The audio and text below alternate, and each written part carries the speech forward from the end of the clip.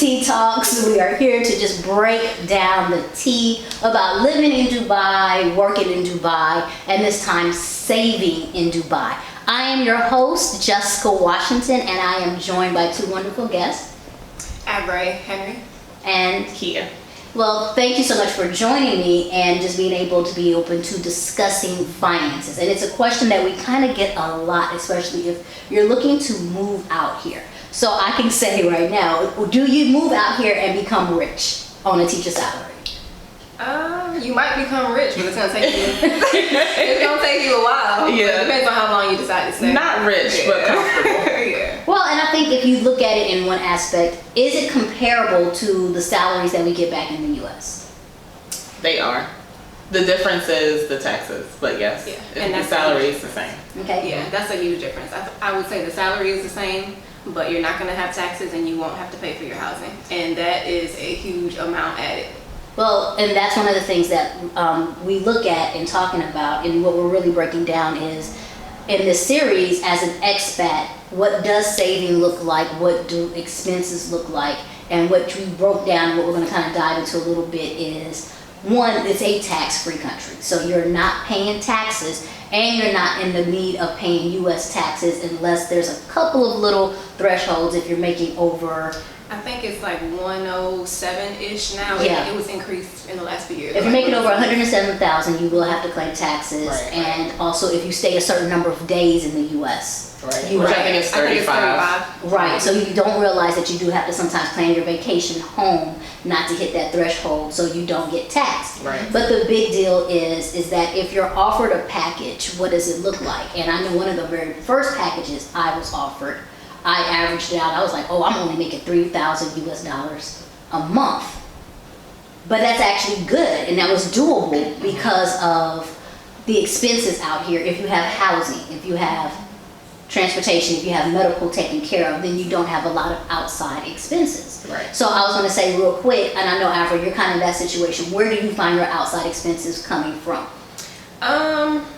Number one, it depends on where you are as far as your bills. You know, if you have student loans, if you're still paying for maybe a car back home, if you're renting a car here, you know, that's going to have to come out. But my main expense, I would say, is food. I love to eat, so ordering a lot. Food is one of my main expenses. Other than that, I mean, just little things here or there that you might need to get, but food is my main expense. But it just depends on the person. Right.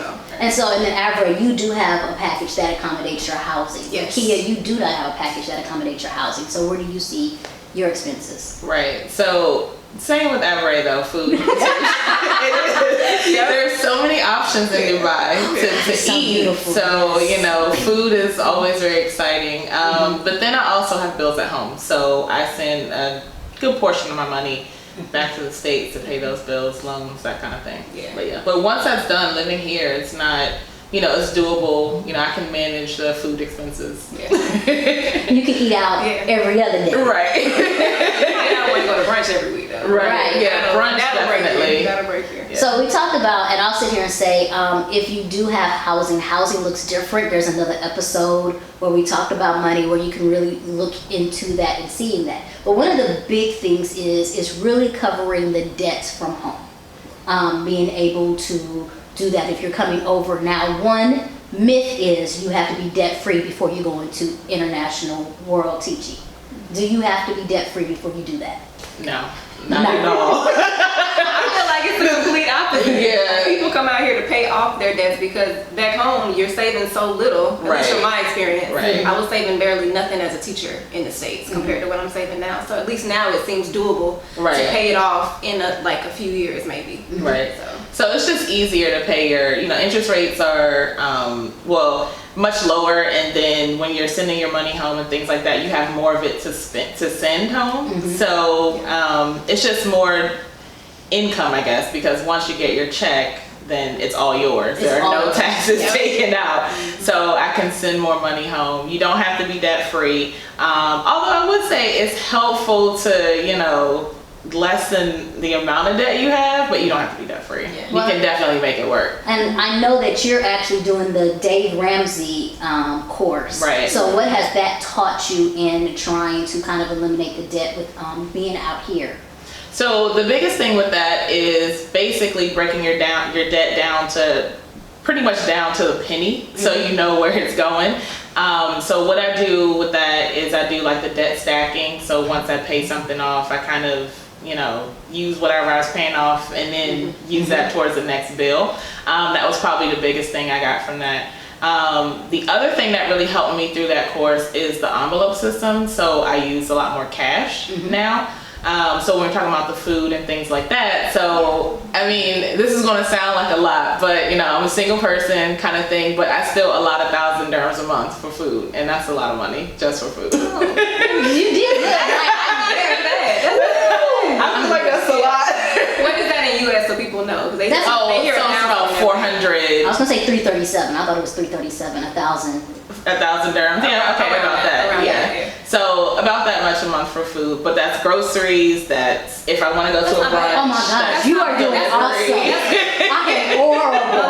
I am horrible.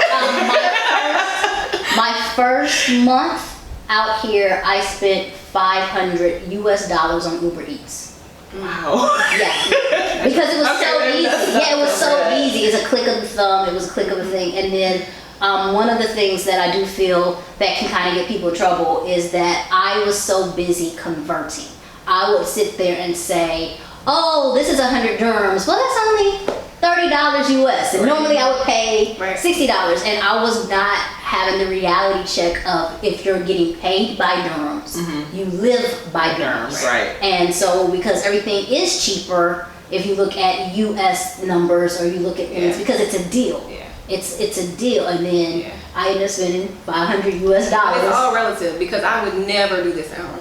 When I was living at home, I wasn't eating out like this. Right. Like it was a treat almost if I'm going out to eat. Like I would always cook at home, but since I moved out here, it's almost part of the culture. Yeah. Yeah. Like that's true. it's really a part of the Brunch. culture. This whole brunch and ordering out, any breakfast, lunch, and dinner. Yeah. Like it's just part of the culture, honestly. So But I was just gonna say, well, we also didn't have discretionary income at home, so I have more income to decide I want to eat out. You know, I didn't have that at home. well, I'll say one thing also I think that's different is the way that you save. Because at home I had to check every 2 weeks. So it was No, like, I didn't. yeah, so See, that we was- going month to month here Yeah. was different because that first one you'd be like, whoo, baby, when the 22nd hits, you'd be like, Break out the peanut butter and jelly. For real. The beans and rice. yes. And so I do think that's another way of you having to figure out how to, just budget and figure out what is important. And that's one reason why the envelope system is really good because Right. you can't use a certain amount of money until you hit this or it has to be in a Right. certain place. Right. And then once it's done, it's done. Right. So, you can't go you pick know. out in another envelope. Right. Exactly. So financial wise, and I think you kind of touched on this point, is that we didn't have as much income like this at home. And I do think like for me, everything was a thought. Can I do this? Can Right. I do that? Or anytime a vacation was offered up, it was like a sacrifice on another end. Do you have that same feeling when it comes to finances now? I do, but it's different because I have a certain goal of what I have to save every month. Okay. So even though I might say, oh, it's a sacrifice if I want to go here, it's a sacrifice on what I wanted to save. Like I'm not going to be in the hole because I go here. I'm just not going to save what I intended to save. Okay. So it's kind of different in that way. Whereas back home, if it was a legit sacrifice, it would have to go on my credit card. And so it's just a little bit different. Right. Yeah, and same thing, like if you're talking about do I do this versus go on a trip or things like that, like if I know I have my savings goal, my big thing is paying off debt, but if I know I'm going somewhere for spring break or whatever, then I just put that money aside. And then it may impact how much I send home, but for the most part, like I'm about the same, and then I just sacrifice food, for example, like somewhere else, so I can go on the trip and save my money and do what I have to do. Well, without it being too personal, and I hope it's not, what are your saving goals? What is it that you're trying to achieve? So for me, I just want to clear off my credit card debt. From the U.S.? From the U.S. From the U.S. Right. Okay. I have student loans, but those are the least of my worries right now. It's the credit card debt. So I've been here for 4 years, and I've been working. My first year, honestly, I didn't save anything. I was excited. I went everywhere. I was like, oh, maybe I should save some money. You know, I went everywhere. I ate everything. I did everything. You know, and so that second year is when I really hunkered down. I was like, I need to get rid of this. So right now I'm about 18,000. Okay. That's 2 credit cards. Okay. So 17 something, I guess, like $1,000 and left. And so I'm working. I'm working to get rid of that. So my goal is the next year and a half, really, to knock that out. Yeah. So. Well, I will say I'm very fortunate that aside from my mortgage, 'cause I do have a house back in Atlanta, I'm debt free. Praise God. Praise God. Debt free. I don't have any student loans, so really my paycheck is my paycheck. Wow. That's nice. And it is a blessing. So like I said, I do have a dollar amount that I try to save, but coming out here has been one of the best things in my life, because I would have never had this opportunity. And now when you're able to save, you can also invest now. Yes. Right. You know, that's probably a whole nother story, but we can now invest this money, and you know, it takes money to make money. So now that you have the money to invest, well, that's just going to keep growing. So and there are stories. There are stories, if you come out here, of people who've come out here, saved money, purchased homes back in the States, and then actually rent them out and got into a new business. And then I'll say, while everyone has their why, mine is retirement, because I just wasn't as comfortable with what the U.S. was going to do. And I think one of my fears is that I noticed that a lot of people was retiring but still having to work because inflation, or because it costs this much to stay in the city. And so I have put together my goals, and I started looking at retirement homes and retirement in a lifestyle that builds me for that. So that was where my savings went. It was going to clear out debt and build. A retirement I wanted. I want to be on my balcony that is wooden, watching the sunset, rocking in a rocking chair.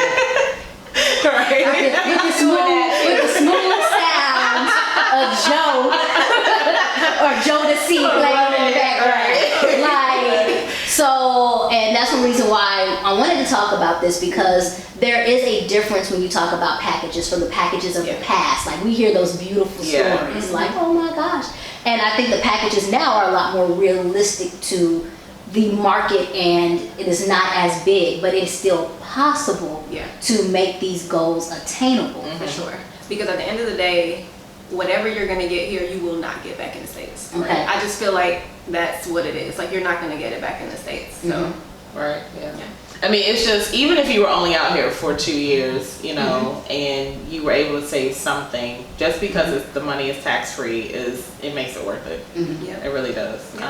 You know, people always ask me, when you coming home, and I'm always like, when I reach my goal. Right. That's pretty much it. I'm like, I gotta pay off these bills, and you know, and this is the best place to do it, because if I take this debt back home with me, then it's just, I'm gonna be back where I started, and I can't do that. Well, let's talk about that piece, because it's about the going home. And one of the things that I do think that we need to talk more regarding our community is spending habits, and what causes us to do this, and what causes the debt, and you know, being able to do that. Have you been able to break some of those cycles when it comes to spending and saving? And do you think that you've done it to a place where it can translate when you go back home? I do. So I think the idea behind debt and spending really is a mindset. So for the past few years, I have been part of this group. Gosh, I can't think of it. It's like a financial group, and like I get monthly kind of lessons and things like that. I did the Dave Ramsey, that sort of thing, and he talks a lot about this. Like, it really is a mindset, because there have been times in my life where honestly my debt was cleared. I got the money, cleared it off, and then a year later I was back where I was, right? And it's the idea of, oh, well, I'll just put it on my credit card, this and that. You really have to be taught that you don't need to use your credit card. You really have to have the mindset, like, when you get serious. So now at this point, it's like, for the past, you know, year or two, I've been like very serious. Like, I'm clearing my debt. I will sacrifice something else because I need to pay my debt, you know? So the spending habits, yes, I think I'm at a point where they'll change when I go back home, you know? I agree. I think it takes a lot of discipline. Yeah. I think it's good if you're not an impulse spender. Yeah. Like if you're going out, like when I say discipline, like maybe you need to make a list. Maybe you don't just need to go to the grocery store, but actually make a list for exactly what you need, and this is what you're gonna get. Or even if you're going to the mall for something, like whatever you're going for, just get that and nothing else.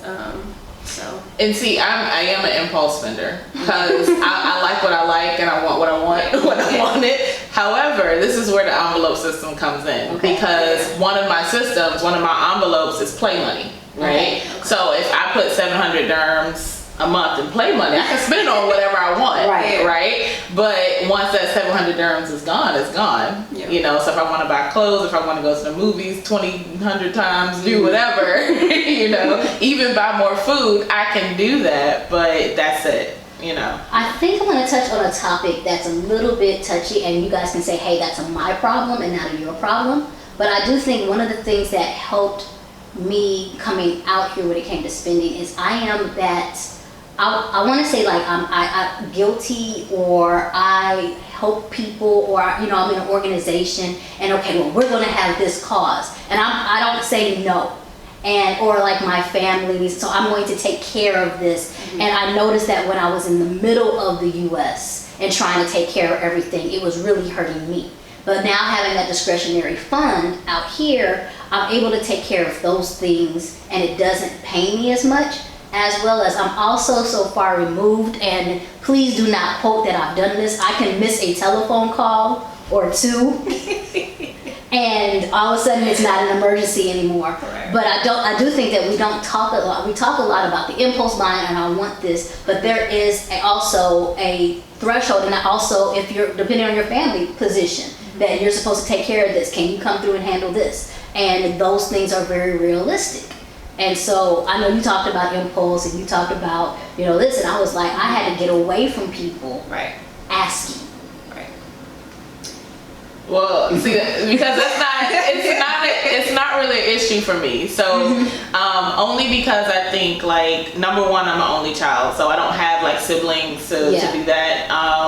And I mean, I think my friends and stuff know if they need anything. Like my mom knows if she needs anything, but truthfully, no one asks. Maybe because they know I'll say no. I don't know, but maybe you're too nice. Maybe, but no, but truly, no one asks me. Like if somebody really needs something, then yes, but like no one really asks me. Well, and I'll say that part of it because I did the Dave Ramsey too, and I had to recognize that in my mindset, I am a giver. I am a person that wants things to be taken care of. For example, with the stuff that's going on back home, I've already given to this initiative. I've already given to those things. I believe in that fight and cause. But I can't give if I have nothing to give. And so you learn that the dissemination is the same. And I will say when it comes to spending out in Dubai, the world is open for you. Like it can be yacht parties every weekend. The world is open. It can be, I am tired of this, I'm going to Egypt. It can be, and it's all affordable. And but the thing is when people say, is Dubai expensive? I don't know how to answer that question. Okay, I think it's more expensive than back home in the States, regardless of where you're from. I think it's going to be more expensive. So you can go to the high-end mall or you can go to the low-end mall. Same thing with grocery shopping. You can choose to go to somewhere like a Whole Foods, or you can go to Walmart, or you can go to Publix, which is like a little bit in between. So it really depends, I think, on your habits and you spending what you're comfortable or what's in your budget to spend. And I think even coming out here, the first 6 months, we all get duped in the thing of like, oh, we have to go here. And then when you start working, like, wait a minute, I'm gonna go to this flea market over here. Because you get caught into, and I think like the very first month, I was thinking you had to buy all your clothes at the mall. And no, you do not. No, you do not. And so it goes to that piece where when people say, is Dubai expensive? And I say, it can be. And it also can be a place where I might only spend 4,000 dirhams a whole month, depending on how I choose to live that month. So it can be expensive. The mall, I guess. No, you don't have to go to Dubai Mall or things like that, which is probably the most expensive mall. But I'm also not one of those people who's like, oh, it's more expensive here, there kind of thing. I can speak because I lived in Alane for 3 years. Yes. So moving here, I was most shocked about the grocery prices, honestly. I was like, wow, that cereal. But that's another piece. Because, if you want to get what you know, like if you want to get this type of potato chip and not the potato chip, so big difference. So here's the thing, like if you want food that you're comfortable with, expat food, you're going to pay more money, right? But even moving from Alane to here, certain things like eggs were a little bit more expensive. Like things like bread are around the same, but like just some other things that I noticed were even the peanut butter. So I do buy Peter Pan peanut butter, right? But in Alane, that Peter Pan was 16 dirhams. Here it's 18 dirhams, right? So that's 2 dirhams more, kind of thing. But it's a little bit more expensive, but it's still livable. Well, and I want to say this piece, and a lot of people get stuck with, hey, I want to live in Dubai. And the UAE itself is 7, I hope I get it right. Emirates. Woo, that's right. Thank you to my students. It's 7 Emirates. And each emirate is priced different. It looks different. So it might only be an hour away, but if you shop at that location or if you live in that location, it's a totally different living experience. Right. And so there's many times when someone has asked like, hey, I'm thinking about moving to Alane, and I'm like, I can't give you that advice. I'm in Dubai, and it's not being negative. I can tell you Alane is like livable. Like people are out there living their best lives, not stress, no traffic. Right. And I will say because of just where it is, Dubai is the more expensive one because of the number of bodies. To me, it's the same as if you were living in New York, and then people are like, well, you can just go to Jersey and get this. It's the same concept. So you have to be cautious about that and not be deterred, but do know that Dubai is probably the most expensive. And Dubai is a tourist city. Exactly. So it's priced for tourists, not so much for residents, people who live here. Whereas Alane was more local. There's a good number of expats there, but it's more local. So things are priced for locals, and you don't have as many like glitzy, glammy kind of places to go. It's it's normal. It's like the suburbs. Yeah, basically, it's like the suburbs. It's just normal there, So. But and I'll say that's the other piece that is good about Dubai. You can have a different experience every night. There's so much to do. It's that buzz, it's that life, it's that breath, and coming in where. If you've lived the life that you have, it is affordable. Like the brunches out here compared to brunches back home, it's just a totally different experience. Right. Because it is an experience. Yeah. I think that's the thing. Right. Like here it's an experience. At home it's just like, oh, okay. It's food. It's not like a thing. Yeah. Right. But here it's like a thing. And I will say that the bougie in me, because when I was invited to go to brunch in the States, I was like, like, what's this, 1 meal? 1 meal? I can't ask for 1 meal? I know. There's no buffet, there's no music, there's nothing. Where's the person rocking around with random shrimp? Right. Exactly. There's no pool, there's nothing, So it's an experience here, But you can, honestly, since I've moved here, I've only been to 2 brunches since I've moved. Look at you on that budget. On that budget. I have a few more I want to go to. I just haven't made it there yet. So I'll get there though. Good. But overall, and we'll talk about it, like I said, and thank you for joining in. The answer is yes. You can save money out here. For sure. Yes, you can hit your goals. And then I will say also, yes, you can go broke. If you choose that lifestyle. So it's going to really come down to who you are and how you plan and how you manage. But at one point, isn't that life? Like you hear the stories of the lottery winners who end up going broke because there has to be a set of discipline at a point in time in order to achieve the goals that you want to achieve. And so before we can turn around and say a city made you broke, it's more so you have to look within and say, was that my habits? Right. What have I done? What can I do? So absolutely. It's definitely about the habits. Yep. Well, thank you so much for coming Thank you for in. having Thank us. you. It's been another wonderful Tea Talks. Thank you for joining us. I hope that you got the information you needed. If not, definitely put some comments in the bottom and I'll try my best to get those to you. But it's been a wonderful time, so thank you, thank you, thank you. And Thank you. catch you guys on the next show. Bye. Bye-bye.